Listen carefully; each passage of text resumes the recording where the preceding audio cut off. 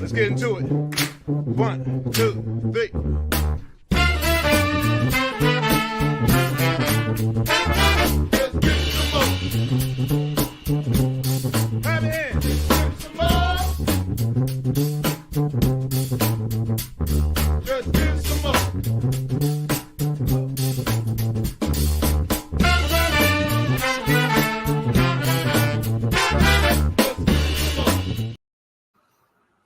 Well, hello, and welcome to My Whiskey Den, where craft whiskey is king. As you can say, we've got camera angle changes, and there's another face that's up on the screen. So our friend Kevin is here to join us.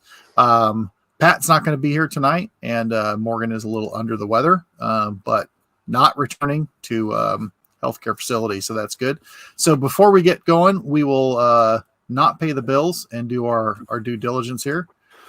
We are proud members of the Bar Cart Co-op, which is a collection of friends who create content for the whiskey and other distilled spirits public. The Bar Cart Co-op YouTube and Facebook pages have information about upcoming and past special shows, which happen about every quarter. There are blind tastings, distiller panels, discussions of special collaborations, and the usage of unique grains. The Bar Cart Co-op has educational and fun episodes for your enjoyment. The oldest one in the group is Distiller Stock, which is hosted by Christy Atkinson and Alan Bishop. It's a conversation with people from distilleries and distillery adjacent that gets into deep and sometimes off the rails and back again discussions with their interviews. New episodes arrive at the end of the work week. And if that one's not nerdy enough, then please check out One Piece at a Time Distilling Institute. This is, once again, hosted by Alan Bishop, where he takes any questions about distilling and puts them to the test. It could be individual grains, entire mash bills, equipment, and methodology, and history. New episodes come out randomly, so subscribe to that. And then we have, which I will introduce, I'll let him talk about it, we have Bourbon Turntable with our friend Mr. Kevin Rose, where they mix the love of music with the love of whiskey. New episodes arrive every Wednesday on all your platforms. Kevin, what shows do we have coming up? Well, Michael, we have a band out of Murfreesboro called Revelry, and they're just a lot of fun. If you don't like this band, then I just don't think you like music. It's a little southern rock, a little country, a little classic rock. There's a lot of great stuff going on there.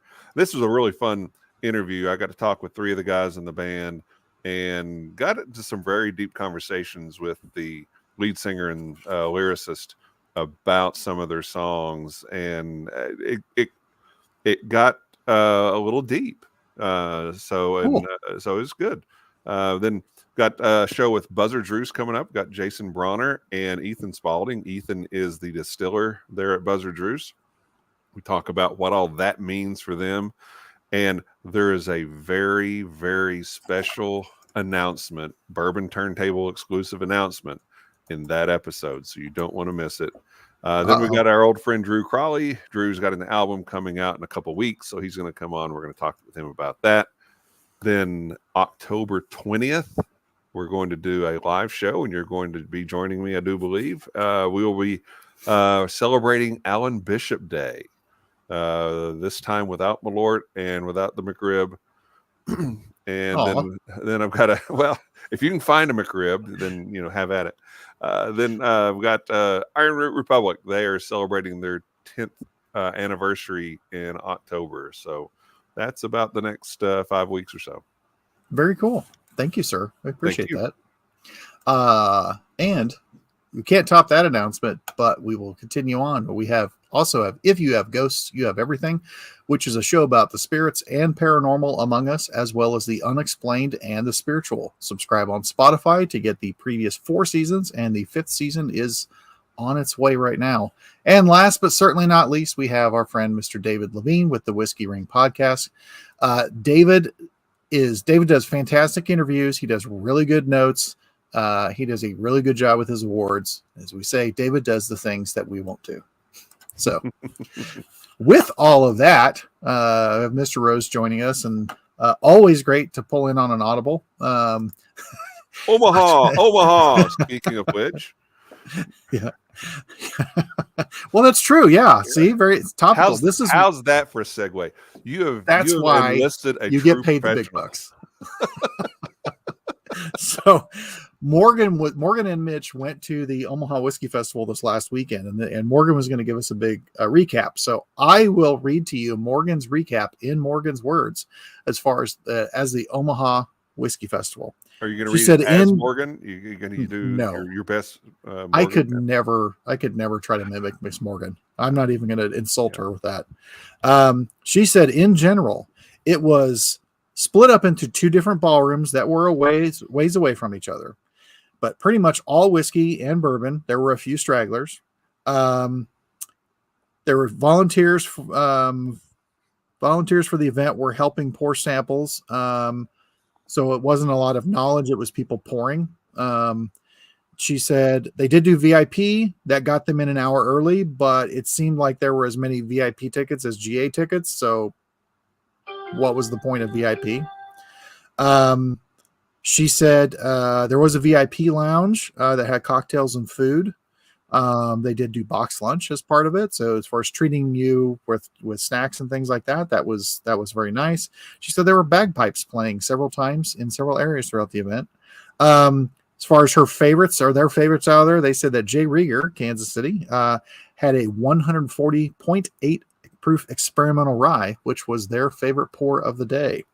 There was also Wayward Whiskey, which is whiskey made from whey. And you can say that in Stewie's voice if you want to. Whiskey made from whey out of California. And she said it was very tasty. And they had a coffee cocktail they made with that was also really good.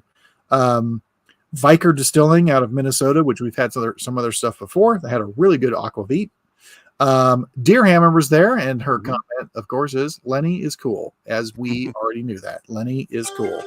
And then we had there was one Prevail Distillery out of Colorado, had an amazing light whiskey and a really good tri blend. And then there's a comment, there was something called Wahoo Whiskey, and her comment on it says, please, dear God, never give me that again. But overall, a good festival, and they would go back. So cool.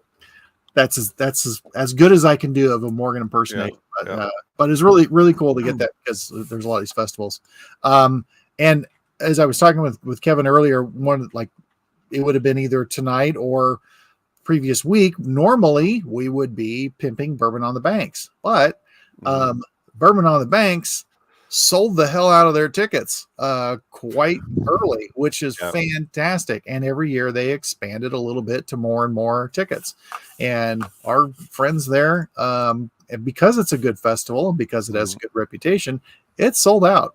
So we don't need to pimp Bourbon on the Banks one bit. They need to find a larger body of water to host on the banks of. I think they have could more go room and sell more tickets. Yeah, they could go down further, but the trail does kind of stop. So, Anyway, it's great that it is selling out. I think it's great, but I know that they are already looking at expanding because they also added in the facilities based on people's input. They took people's input seriously, and they announced after last year, and I was one of the people who suggested this. They really need to have more porta-johns, and they need to not be in the same place. Yes, because it was really hard. Even though there were a lot there, there's a lot of people there. Right. You're standing in line to get corn, and damn right. You might be in line for the porta john, and you just don't realize it because I think the two kind of intersect at one point. They do eventually, as all things do. It all comes around. That's right. So, Bourbon on Banks is great. I will be going there this weekend. I'm looking forward to it as always. It is such a great event and well done. That and Distill America are my two favorite events.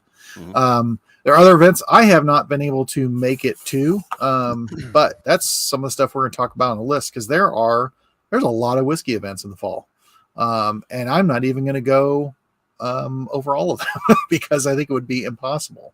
But some of the other ones in the area that we know of, and we also do know, like our friend Shannon from Iron Root, she's going to be at some of these events, especially the ones in Texas.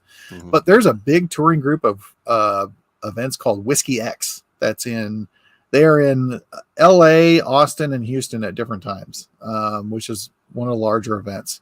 Some of these, of course, are not like, one of the things we really like about Bourbon on the Banks and Distill America is it is accessible, both financially and where they put the event, where it's outdoor and open, and you're not getting nickel and dimed when you go in there. And I know Kentucky Bourbon Festival has changed, and now they are not nickel and diming you when you walk in the door, which is great. And they are including things. But some of these, the larger ones like Whiskey Fest Chicago and stuff, those are they're just going to cost a lot more money. Yeah. But if that's your thing and you want to go and do that, because big event, why not go for it? But there is October 4th. There's a whiskey washback in Houston. The next week, the 10th, there is a Whiskey X in LA, and the Nashville Whiskey Festival, which that would be one that I would want to go to, because I think you could have a lot of fun around Nashville. But as a native Tennessean, you would probably, I would assume, suggest don't try to get a hotel in Nashville, right? No, absolutely not. I don't know where they're doing that event, but you don't want to try to get a hotel in downtown Nashville. It's at the Omni Nashville Hotel. Yeah, you don't want to do that. Okay. Well, it depends on what your personal spending budget will allow. If you've got big dough, you can lay down on a hotel. Then hey, go for it. It appears to be a 3-day festival, 10th, 11th, and 12th. Wow, what are they gonna do for 3 days? That's a lot of dickel for 3 days. That's about 3 days more dickel than I need. Remember, you asked me to be on here tonight. I know. And I knew you would be honest. No, Nashville would be a lot of fun. There are some great restaurants, other things to do. Of course, all the music, country music stuff that you could possibly want. Live music at every turn. But the country and western. They have both kinds. Bob's Country Bunker. Which reminds me, we need to find a karaoke sometime and do Stand By Your Man. As the Blues Brothers. Yeah, absolutely. Yeah. 100%. Yeah. But if you're going to Nashville, just find a spot to stay outside of the city. Really nice places down south of Nashville, Franklin, Brentwood area. You're maybe, 20-30 minutes from downtown Nashville, but you'll possibly save yourself several $100s. Okay. Before we get too far, what are you drinking tonight? I have this Bardstown Bourbon Company high wheat bourbon. And let me tell you, this Steve Nally guy, he knows what he's doing.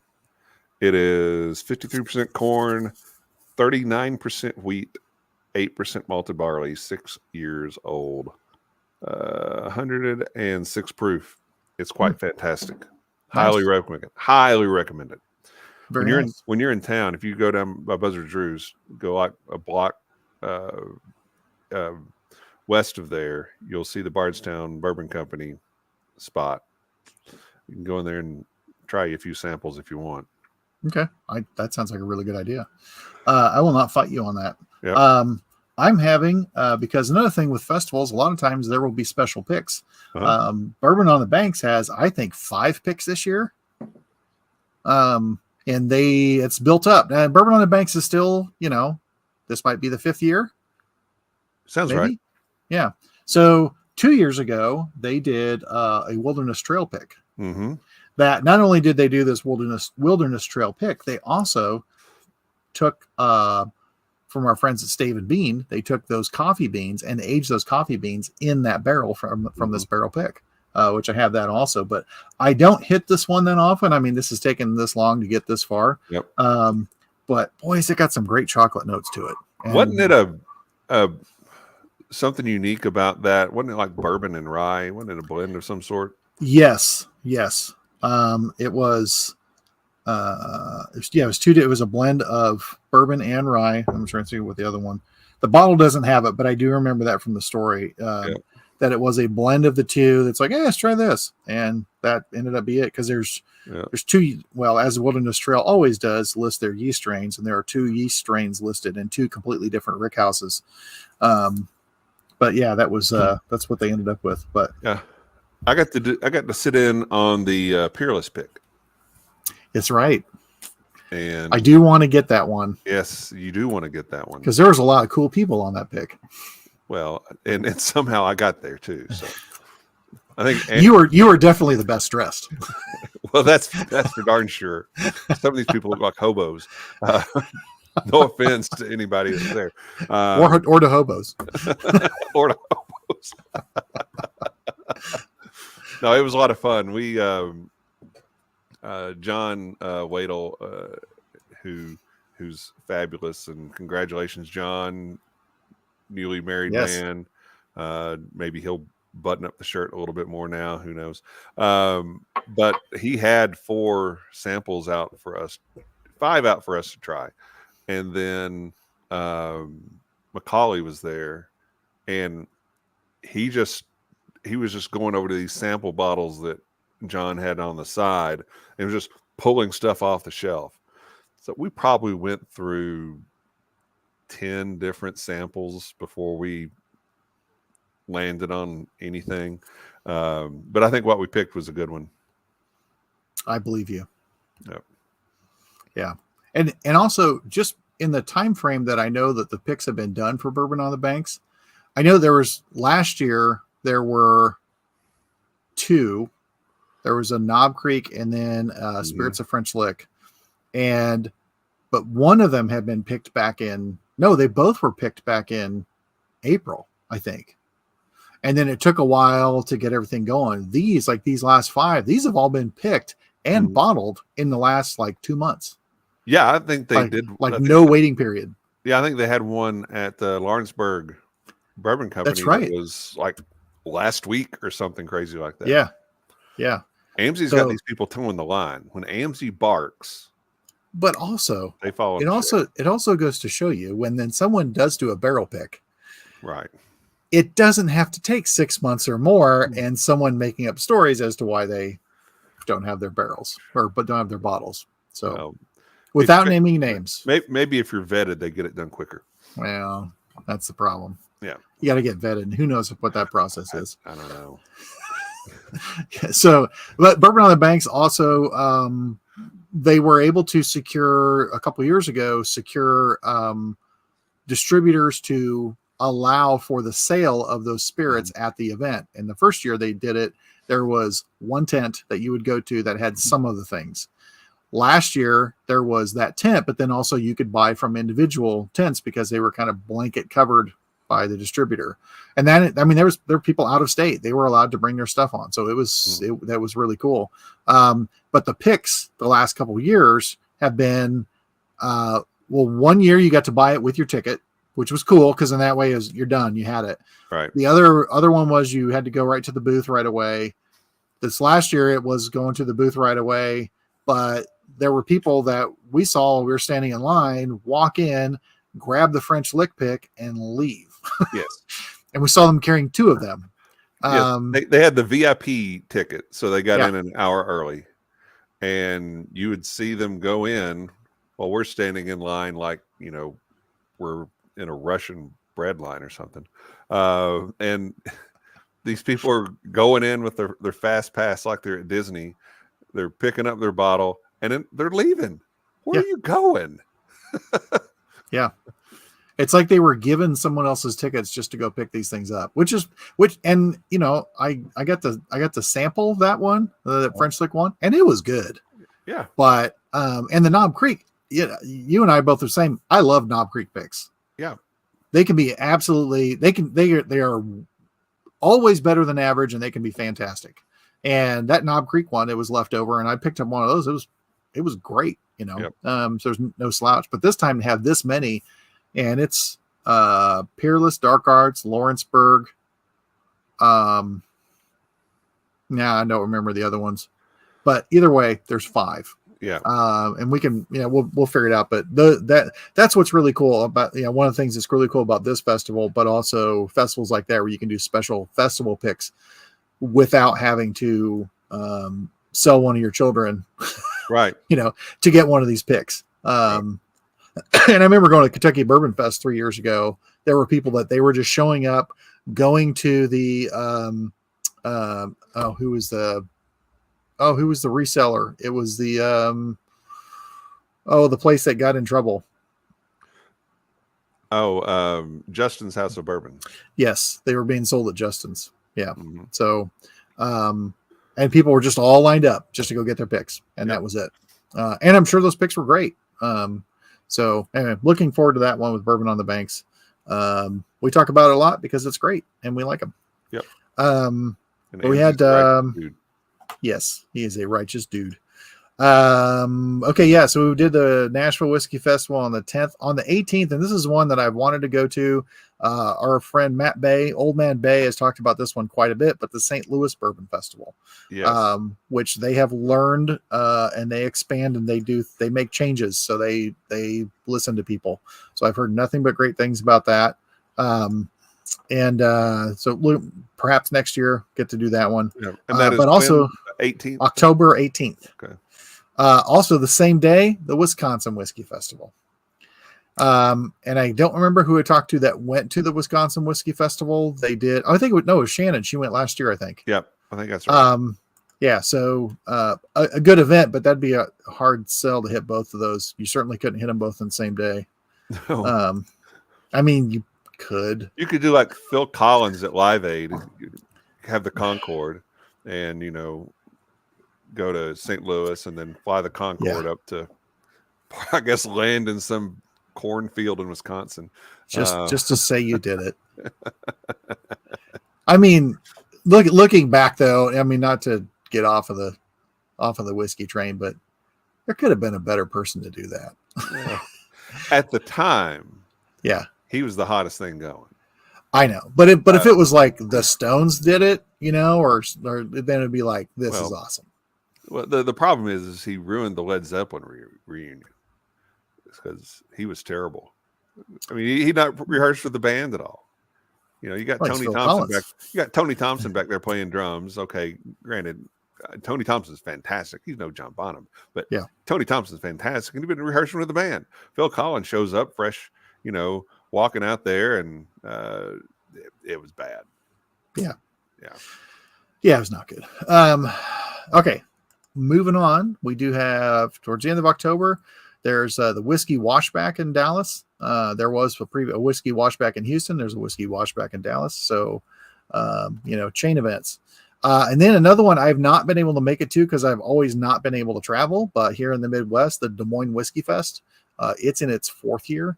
And that is on October 26th.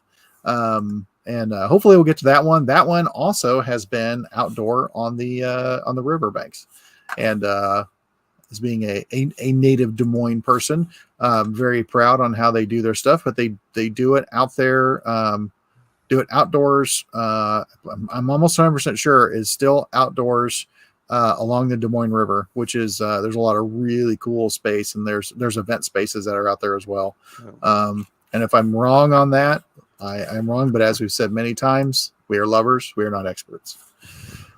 Not lovers, but we're expert lovers. That's what we are. That too. Yes. Mature. Or immature, as the case may be. And then another one I have not been able to make it to, but hope to do that at some point here in Kansas City. There's a Kansas City Whiskey Expo, which is held indoors at one of their casinos. Yeah, and I don't know if Jesse's still active on there. I'd say there's a even money if Jesse has been to one of them, and maybe he can chime in if he's gone to that. But that would be another one. It looks like they keep expanding that one. They do one earlier here in the year in Kansas City, and they do it outdoor on a soccer field at the Sporting Kansas City. Yeah. I don't know. I don't know how big it really is. I've only looked at it after the fact.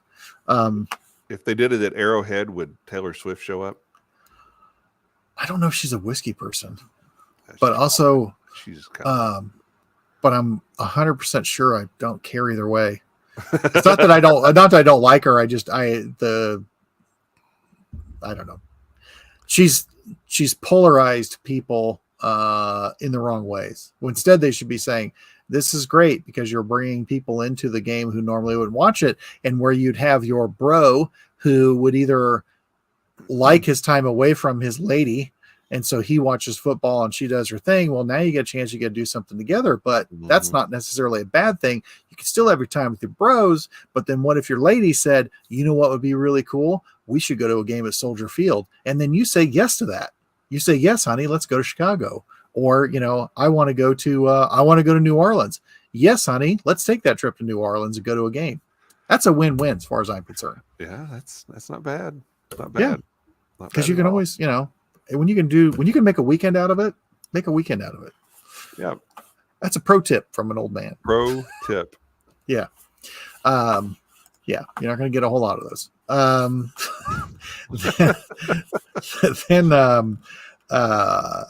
after that, then there's the Whiskey X's. We see them, they're kicking back up in the area. There's a Whiskey X Austin, then a Whiskey X Houston, which those is on the November 7th and 9th, respectively. And then the 16th is a Whiskey Social in Houston, which sadly is the same day as the 10th anniversary of Iron Root. So, if you had to choose between the two of those, I could tell you which festival I'd rather be at, which is the Parking Lot Festival in front of Iron Root. Yes. I wish I could be there. But I am trying. That is my 35th wedding anniversary, so I will not be there. That way, yeah. Because Cindy did not say, hey, bro, let's go to Denison. If I said, hey, let's go to Denison, Texas for our 35th, she would probably get on board with that. But okay. So I've pulled up because this Whiskey X and Whiskey Washback thing, they're just kind of like Ringling Brothers of bourbon, I guess. Yeah, touring. But Whiskey X has a music component to it. Oh, okay. Like Miami, Charlie Crockett is playing. Let's see, Boston and Nashville, St. Paul and the Broken Bones. Okay. This is Miami a couple years ago. Zach Bryan played. So this is maybe like a light bourbon and beyond.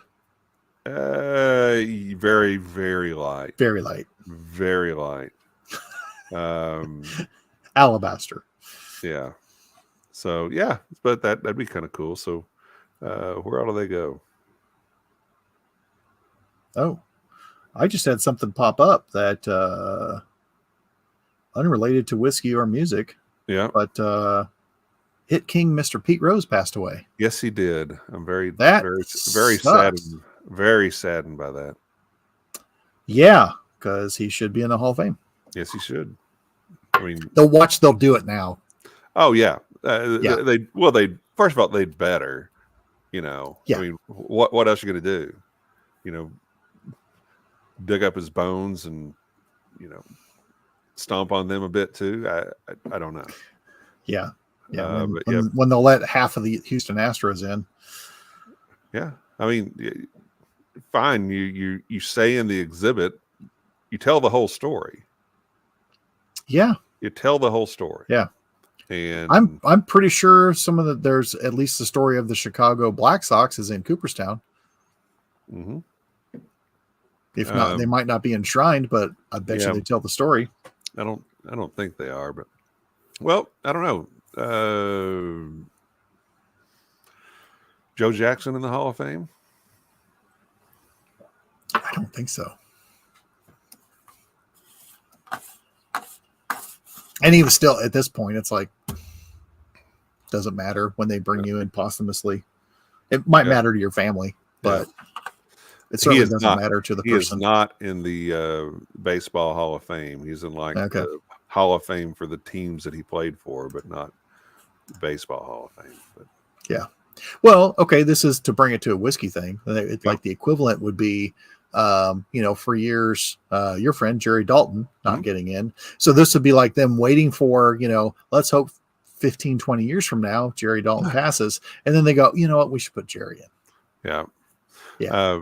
You really want me to get off on the Bourbon Hall of Fame tonight? You don't. We don't want to do that. I think there's probably a show on Bourbon Turntable that could come up on the Bourbon Hall of Fame that could equate the Rock and Roll Hall of Fame to the Bourbon Hall of Fame in some very even parallels. There's a lot of suckage on both, and just politics that comes into play when it shouldn't. And anyway, where there's not politics and fluff? In two of my favorite festivals, Bourbon on the Banks and Distill America. Yes. Okay. I'm with you. as opposed to, and again, I've not been. I would love to go to a big, massive whiskey festival just to go to one time, but that's just got to be so blown out of proportion. Like going to SEMA in Vegas or the Consumer Product Show or one of those where there's just so much you can't possibly see it all, because it's hard enough with like 200 spirits at those two events with a cap on tickets that they have. Right. I could not imagine trying to go to one of those. It sounded like from Morgan that she liked Omaha, but it might have been a hair too big and spread out. That's interesting. I mean, what is interesting to me is you over the course of the first half hour we've been on here, you've listed, I don't know, 12, 15 different festivals that are taking place in the next 6 weeks. Yeah, I know. And they're selling out. Bourbon on the Bank sold out. Apparently the Omaha thing was packed. Distill America, packed. Yeah. Kentucky Bourbon Festival, packed. So you kind of lay that beside the economic indicators that you're seeing in the bourbon world with layoffs and distilleries going out of business and things of that nature. That's kind of mixed messages, isn't it? Yes. But also I think that with some of the festivals, I think people are seeing, and let's be honest, because this is America, they're seeing that you can make money off of some of these, or a lot of these. As an attendee? No, as the people putting it on, because why there's no other reason for them to put it on. Then I'll put the asterisk on that one, because the two that we keep bringing up, one of the reasons also I really like both Distill America and Bourbon on the Banks is all profits go to charity and or to scholarships, right? Which is fantastic. And they don't charge the people to attend. Now, I'm not saying there's other events that don't do things like that, but one, there's money in it or they're not doing it. But two, if you are a consumer and you want to be able to try things that you can't get at your local bar, or you're just not going to get because it's not even in your area, it's a fantastic way to go out and do that. Sure. So it is like you said, it's a funny contrast, because then it's like, okay, wait a minute, you're talking about places closing, etc., but you're still able to book this many people right at these events. I would be curious if, like, say that I'll call them the chain events like Whiskey X, if it is 90-95% the same distilleries at all those. I don't know. So we have to obviously pull a bunch of them up, but what we ought to do is try to get some of the people that organize these things, get them on a show. That's a good idea. That's something we can do between now and this time next year. How about that? Yeah. It would be cool to talk to a few of them at once. Yes, absolutely. A panel. Yes. Yeah. Yep. It's a good idea. You are smelling what I'm stepping in. That's right. So people that watch shows like this and steal the ideas, please don't steal that. Because we've seen it happen a lot. Yeah, well. It happens. But yeah, when I was going through, because I thought, well, let's see what people have for calendars, and I listen to Whiskey Cast, and he always lists events, and there's small events too, but these are like the festival list. And a lot of these are ones that came from Glencairn's site is what they had a list of them. But there's, well in through December, there's some pretty good ones too. And, Miami, there's one in January, which and I know it's inside because it's obviously it's Philly Expo Center, but it's the Philly Chocolate Wine and Whiskey Festival. So 2 out of 3. Yeah, that's not really appealing to me. Philadelphia in January. It's inside though. I don't care. I mean, that'd be bad. Well, and if the if by chance the Eagles win a big game around there, you'll get to see them destroy their own city. Yeah, well, sure. There's that, but there is that. I want to do a festival. I want to have a festival with whiskey and music. I think you should. Yeah, I really want to do that. I think for my 60th birthday, I want to rent out a place, and that's a few years from now. But yeah, we'll rent out a place, and I'll see if I can get some of the bands that have been on the show to come play. I think I can swing that. I think you could. I think it would be a good festival because also I think a lot from being in the area that you're at and having been to some of the festivals, what works and what doesn't work for crowds and for whiskey crowds and for music crowds. Mm-hmm. And how can you put those two areas together to where you're not, where there's not a band in your ear while you're trying to talk to someone about their whiskey, Yeah. No, where I want to do that is at Whiskey Thief. Yeah. Because, I just think that they've got some natural amphitheater settings there, but and they got bags, bro. They do have bags. We can toss some bags.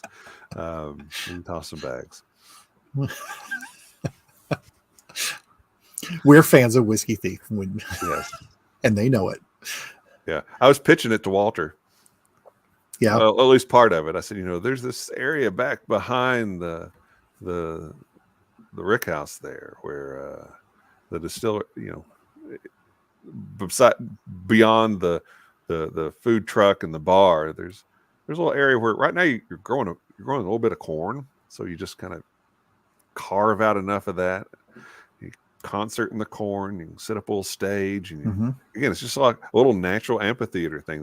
The ground just kind of slowly rises up to where then the bar's right there. So yeah, it would work. It would. Yeah. He's going to do it, and then I'm not going to get credit for it. Yeah. Yeah, but you've been on record in more than one place. Yes, I have. So at this point, so yeah. So we'll again, don't steal the ideas brought up on the show. Patent pending, trademark. That's right. Yeah. We may not have the means to make them all happen, but we have the ideas. Yeah, I tell everybody, I got a lot of great ideas.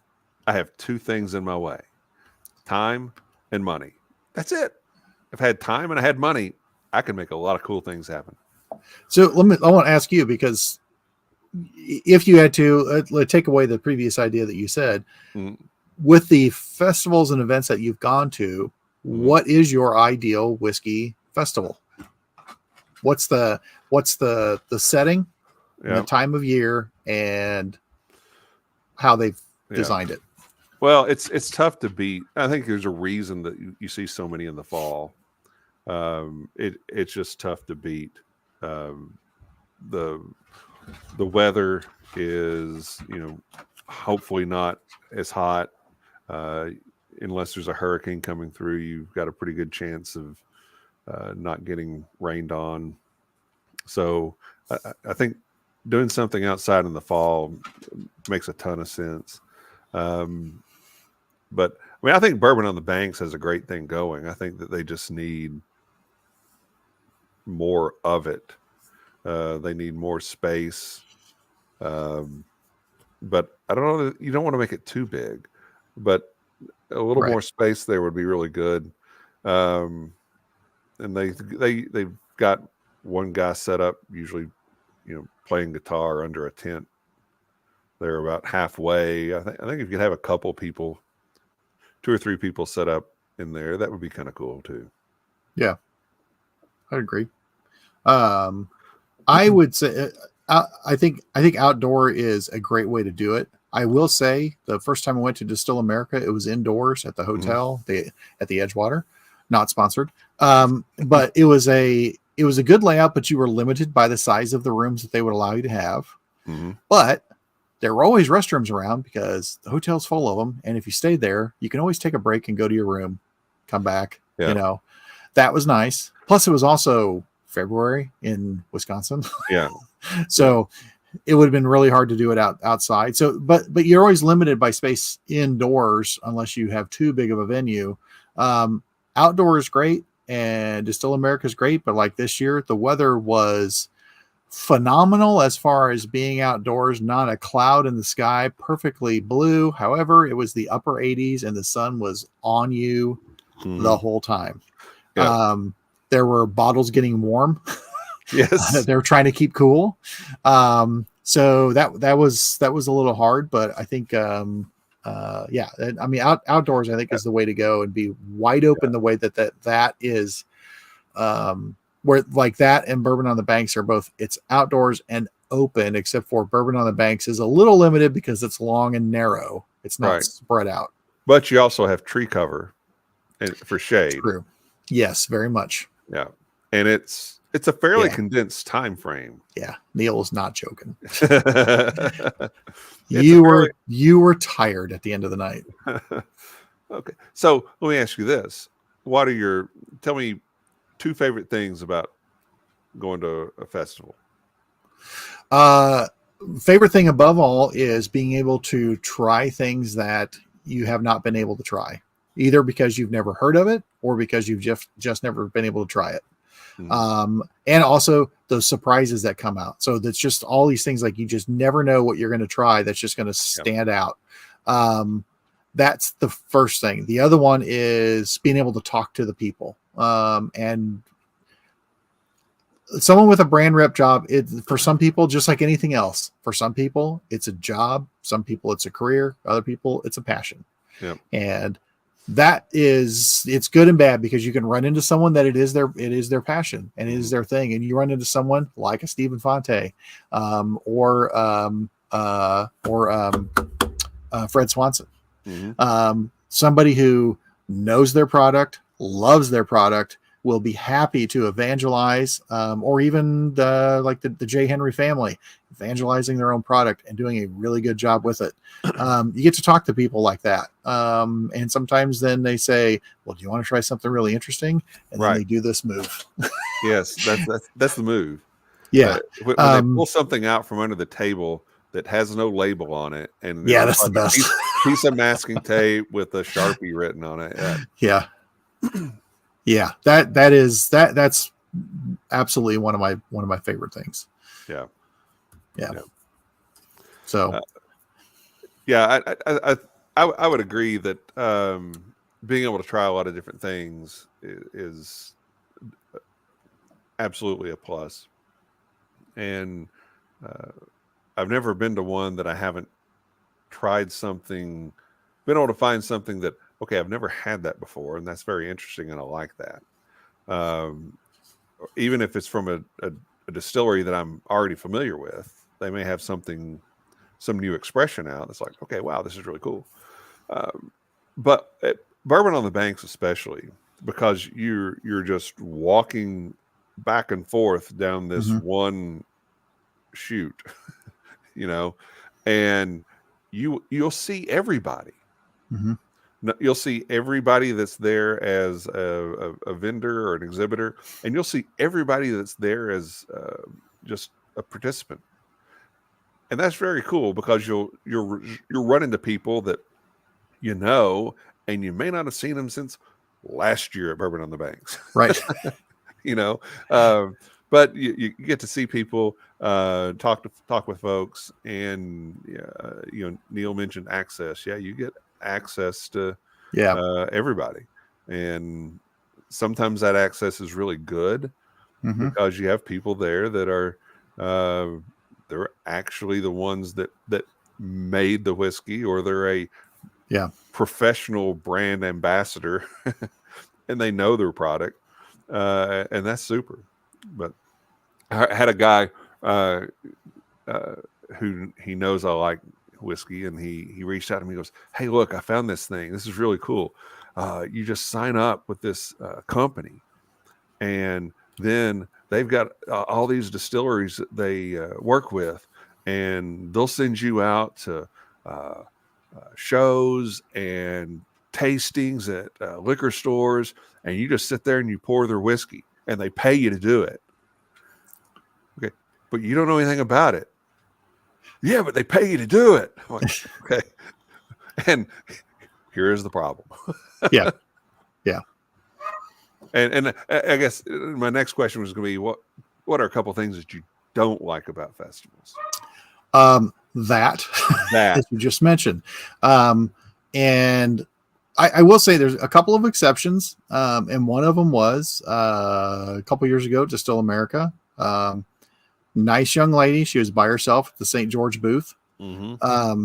Right off the bat, I asked a question because I said, I have been wanting to try the St. George single malt. And she's like, okay. And I said, what is this one for a release or anything like that? She knew a little bit. And she just said, I'm a hired person. Like, she's like, right.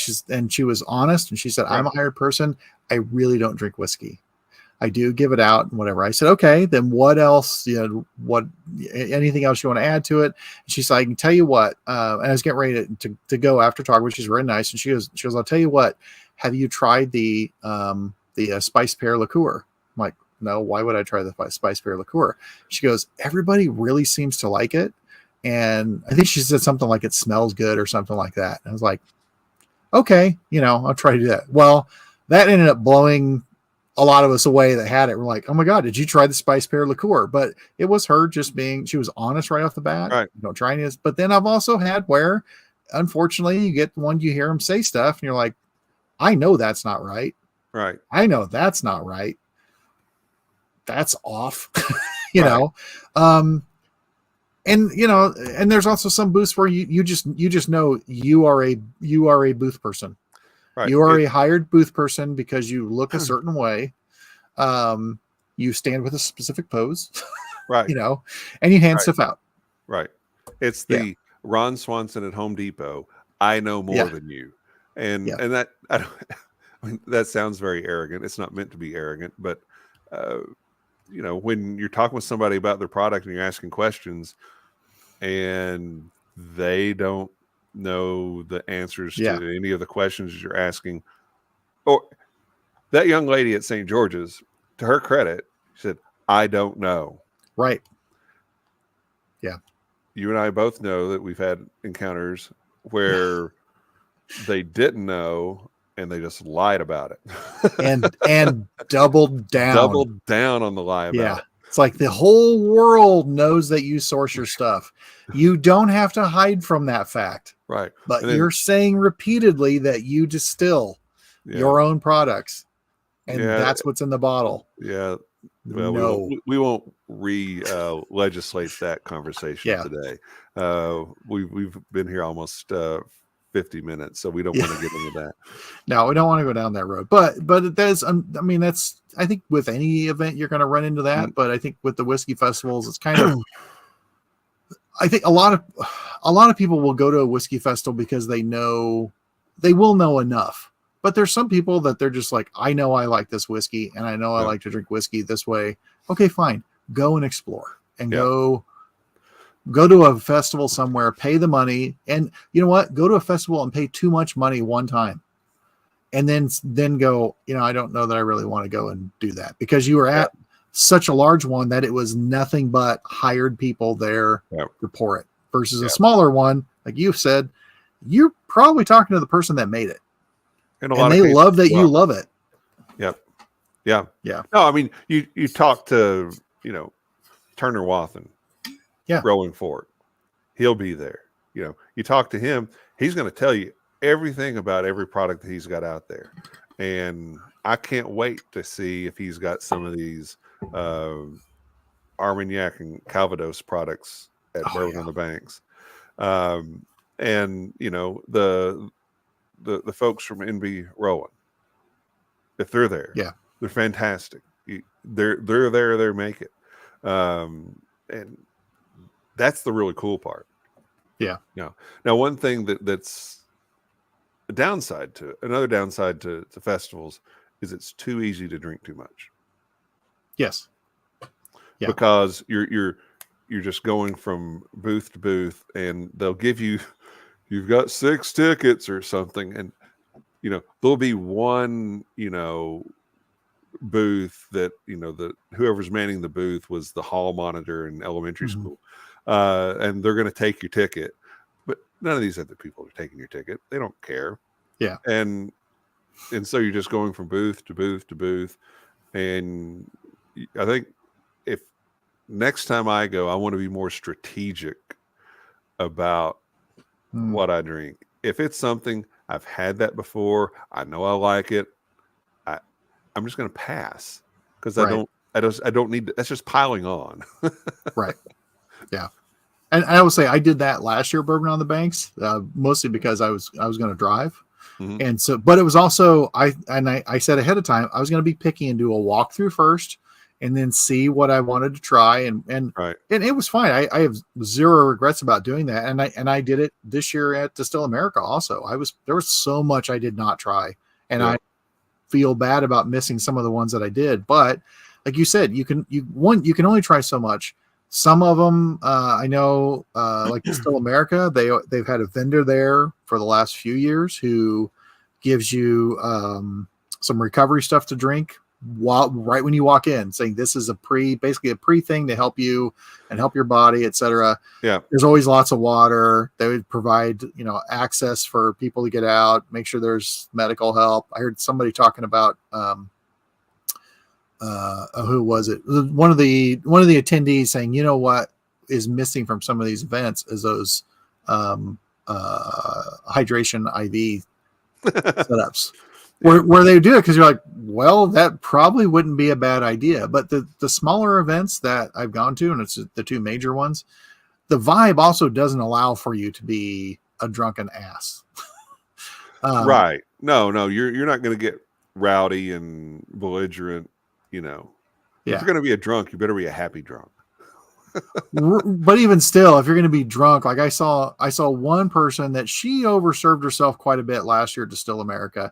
At the end of the night, she was not in good shape. She did get help out, but that was the only one that I really saw. And I remember a couple years ago, Bourbon on the Banks, they said there was someone who they had a little bit, but there were people there, some of the volunteers, like, we're going to get you a ride. Right. And at a really large one, you may not get that. But again, there's no reason, just because there's 300 different things there, there's no reason to try them all. Right. Yeah. Challenge accepted. Yeah. You can't do that. Oh, I've been eating charcoal all day. Well, that's great. That's great. But your best defense against any of that is just don't drink in excess. That's not what it's for. Right. Yeah. But it's too easy when you go from one booth, and it speaks to the quality of the booths that are there, because these people make good stuff. These people make good stuff. I love what these folks are doing. And you're just going from one to the other, and then you'll go to those, like you say, somebody will, hey, you want to try something different? And they'll reach down under the table and okay, well, there's one more. Yeah. And that happens 3-4 times in that 3-hour span that you're there. Right. And some people are real stingy with their pours, which they should be in that environment. And some people aren't. Yeah. So exercise caution. Yeah. And another thing that I would say is, like, in the case of the ones I've gone to, even when it was indoors, but the older Distill America venue, don't underestimate the power of taking time to walk around, or instead of trying to stop at each one, bounce around so you're moving and walking around and, you know, being mobile and exercise and burning some stuff off as you do that, because it's just not a good idea to just be standing and drinking and drinking and drinking. It's not going to serve you very well. Avail yourself the food truck. Amen to that. Yes. Or whatever snacks that they have. Yes. They got something. Strategically go to that food and find something that will, well, obviously eat ahead of time. I mean, that's a big one. Right. Definitely eat ahead of time. Eat too much ahead of time because it's okay. Because there's no reason to be dumb. There's no reason to be dumb or to put yourself in harm's way, or to make yourself feel like hell later that night or the next day. Yep. I mean, you want to remember. Yes. You want to remember the event that you just paid money to go to. Yeah. You should not rely on videos and photos from your friends to let you know how much fun you had at the festival. Oh, gosh. Yeah. And don't take Mitch Weddle with you. Well, or do take Mitch Weddle with you. And then, because he's a good, there's a quantity thing, and the quality is always good, but he does do light pours because he knows to do that. And you don't have to try everything. Or you learned Neil's technique of touch the lips. She touches the lips. Throw it over the shoulder. Yep. There's no shame in that whatsoever. Yeah, Neil's a smart man. He's a very smart man. He's very wise. He's very wise. And he's only 40. So, but anyway, we're approaching on an hour, and we've given some advice, tips on the festivals. There's a lot of them to look up, and if you haven't gone to one, I do highly suggest you go. I am really looking forward to next year going to in the fall. My goal is to go to 4 in the fall. That's my base goal. I would really love to try to go to 6 at some point, because I think it'd be fun to go. And when I say fall, I mean up into December. I'm talking the whole season. So you're going from basically Labor Day to Christmas. You're wanting to hit 6. Okay. Yeah. That's definitely 4. And that doesn't count Distill America. Does not count Distill America. Yeah. So I think it's doable, especially if with some of these ones, if you timed it and you did. Yeah, it'd be cool to go to Vegas and to go do other stuff. But if you hit some of these ones where they're not too far apart, like in Texas, hey, spend some time in Texas in the fall. Yeah. It's better than Texas in July. What are you going to get at Vegas, though? Vegas. I mean, that's basically it. Right. No, but I would like to go to places like, let's go to a Texas one. Let's go to a Colorado one. Yeah. Let's go to one in New York, not New York City, but is there something like in Albany or upstate New York? Yeah.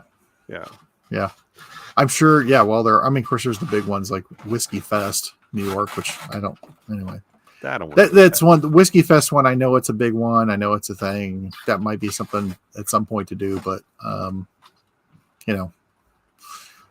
I also, if you're going to pay a lot of money to go to a festival, I want to know what you're getting out of it besides the fact that you're just paying to go to that festival. Right. So we've seen the other side of that. So it can be done at a reasonable price. So anyway, but that's it. I will tell everyone we are getting back on track with our regularly scheduled programming with our interviews. And so we do have coming up, including next week. Speaking of people from Distill America, Matt Heil, who was at Wallersheim, and a good, I know being the brand ambassador was one of his jobs, but he was a really good brand ambassador at Distill America. He knew his products very well, and did a brother a solid the next day on the search out for some Wallersheim. Yep. Matt moved on, and he has a bar in Wisconsin. So at the Whisk Cocktail Lounge. So Matt's going to be coming on. He was a very nice dude. He was very cool to talk to. So looking forward to talking with him. Following that, we will be having Ethan Spalding is going to come on from Buzzard Roost. He's going to come on then. And then our old friend Drew Crawley, we'll be talking with him about his new album that he has that has just come out, correct? Nope, No, it hasn't come out yet. Yeah. So we have Drew, and then we have a couple more going. So we're going to be back on interview mode, which would be really fun because that's one of the things we've always really loved to do. And people seem to like that as well. And then there's several that are out there, people trying to get stuff going. And I think as some of the seasons change, some people will be able to, they'll be more free to speak with us. So yeah, look for those. Look for the upcoming bourbon turntable shows, as Kevin told you about. Thank you very much. Most of the other ones, I'm not saying that they don't schedule, because they do, but with their frequency come out, most of them are weekly or sporadic.